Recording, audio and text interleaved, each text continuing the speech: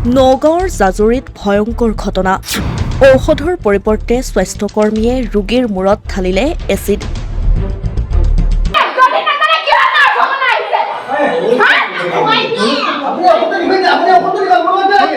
বলা একো নাজানা যদি কৰিবলৈ নালাগিছিল নহয়, একো নাজানিলে কৰিবলৈ একো দৰকাৰ নাছিল। সেয়াই মানে দলংঘাট মহাত্মা গান্ধী আদৰ্শ চিকিৎসালয়ত ৰোগীৰ জীৱনক লৈ হেতালি খেলিছে একাংশ চিকিৎসাকৰ্মীয়ে। আপুনি এচিড ঢালি দিছে, ভিডিঅ' বন্ধ কৰিব নে নাই? ভিডিঅ' আপুনি হাতত এক কাট ধৰা কিয় লগাত কৰিব লাগিছে? পুলিচক কথা একদমে নহয়। কি হয় কি মানে হাত লাগিছে? আপুনি কেনে কৰা তুমি কেনে কৰা কি কৰিব লাগিছে? পেশেন্টৰ উল্লেখ্য যে জাজৰিৰ আব্দুল ইলহাম ৰহমান নামৰ ছাত্ৰগৰাকী দুৰ্ঘটনাত পতিত হৈ মূৰত গুৰুতৰভাৱে আঘাতপ্ৰাপ্ত হৈছিল। পৰৱৰ্তী সময়ত আঘাতপ্ৰাপ্ত ছাত্ৰজনক চিকিৎসাৰ বাবে দলংঘাট মহাত্মা গান্ধী আদৰ্শ চিকিৎসালয়লৈ লৈ যোৱা হৈছিল আৰু এই চিকিৎসালয়তেই ঘটিছিল এই ভয়ংকৰ ঘটনাটো। চিকিৎসা কৰ্মীয়ে ঔষধৰ পৰিৱৰ্তে ছাত্ৰগৰাকীৰ মূৰত ঢালি দিছিল এচিড।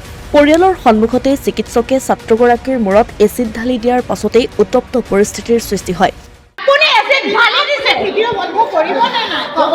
ভিডিঅ' আপুনি হাতত এক কাট ধৰা আপোনাৰো কোনো ৰাইট নাই। আমাৰ বহুত ল আছে। যদি হস্পিটেলত এনেকৈ কৰে আপোনালোকৰ পানিছমেণ্ট হ'ব, আপোনাক আপোনাৰ হ'ব, আপোনাৰ মোৰ ল'ৰাটোক ড্ৰেছিং কৰিবলৈ লৈ গৈছোঁ। মোৰ সৰু ছোৱালীজনীও গৈছে, তেখেতো গৈছে। ড্ৰেছিং কৰিবলৈ লৈ যাওঁতে এনেকৈ বহুৱাই দিছোঁ, বটল এটা এনেকৈ ঢালি দিছে। ঢালি দিয়াত ল'ৰাটোৱে যেতিয়া একদম চটফট কটা চোৱাৰ নিচিনা চিঞৰিছে, মই এনেকৈ উনাখন দি অকণ মুচি দিছোঁ। বিয়পি আহিছে, তেখেতে ঢালি দিছে। বাইদেৱে ঢালি দিয়াৰ লগে মই যেতিয়া এনেকৈ কৈ দিছোঁ, দুবাৰমান ফুলি আহিছে, তেনে ক'লা হৈ গৈছে, জ্বলা নিচিনা জেগাডোখৰ। মই বোলো বাইদেউ এইটো ঔষধটো এনেকুৱা নহয়, কাৰণ জ্বলি গৈছে। মোক কৈছে তই বেছি জানা। নহয় বাইদেউ এইটো এচিড হ'ব, কাৰণ এচিডটোহে এনেকুৱা। বাপেকে তেনেকুৱাতে হাতত এক টোপালমান পেলাই চালে বাপেক একে চটিয়ন বটিয়ন কৰি ৰখিবলৈ পোৱা নাই নহয়। কৈছে হয়তো কি? মই বোলো এচিড এইপিনে যেতিয়া হুলস্থুল কৈছে হুলস্থুল নকৰিব হেৰি আপোনালোকক এতিয়া ৰেষ্ট কৰিম, ইয়াত ক'ত হস্পিটেলত হুলস্থুল কৰা আইন পালে। কিন্তু তাই স্কিন বেয়া কাৰণে হেৰি কৰিছে। কোৱাৰ লগে লগে এইফালে ডক্তৰ আহি নাৰ্ছ বাইদেউ আহি ধুমধাম আপোনাৰ বটল লুকুৱাইছে, বটল দিয়ক। কিন্তু ল'ৰাটো যেন ট্ৰিটমেণ্ট কৰিব লাগে তেওঁলোকে সেইটো কোৱা নাই। ক'ত বটলটো লুকুৱাব লাগে সেইটোহে কৰি আছে। ইপিনে উপায়ন্তৰ হৈ ছাত্ৰগৰাকীৰ পৰিয়ালে চিকিৎসক আৰু স্বাস্থ্যকৰ্মীৰ বিৰুদ্ধে আৰক্ষী থানাত এজাহাৰ দাখিল কৰে।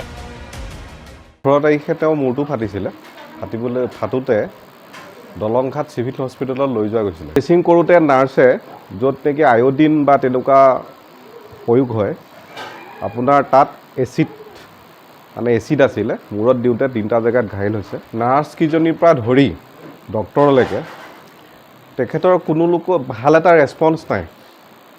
ডক্টৰে এইটোৱে ক'ব বিচাৰিছে যে আপোনালোকে হুলস্থুল নকৰিব, আমি পুলিচ মাতিম।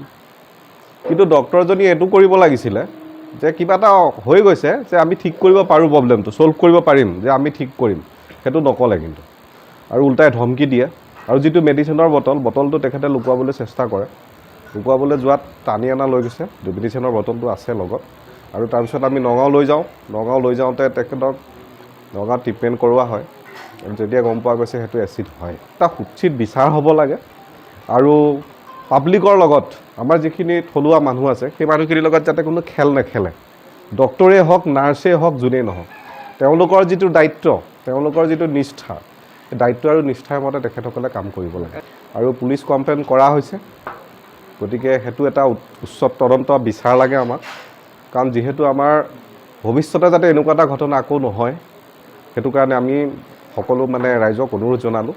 চিকিৎসালয়খনত এনে ঘটনা সংঘটিত হোৱাৰ পাছতেই এতিয়া সমগ্ৰ অঞ্চলটোত চাঞ্চল্যই বিৰাজ কৰিছে। ইফালে ৰোগীৰ জীৱনক লৈ হেতালি খেলা চিকিৎসা কৰ্মীৰ বিৰুদ্ধে ৰাইজে বিচাৰিছে উচিত তদন্ত। কিন্তু এতিয়া প্ৰশ্ন হয়, ৰোগীৰ জীৱনৰ সৈতে হেতালি খেলা এইসকল স্বাস্থ্যকৰ্মীৰ বিৰুদ্ধে কেতিয়া সৰব হ'ব আৰক্ষী প্ৰশাসন?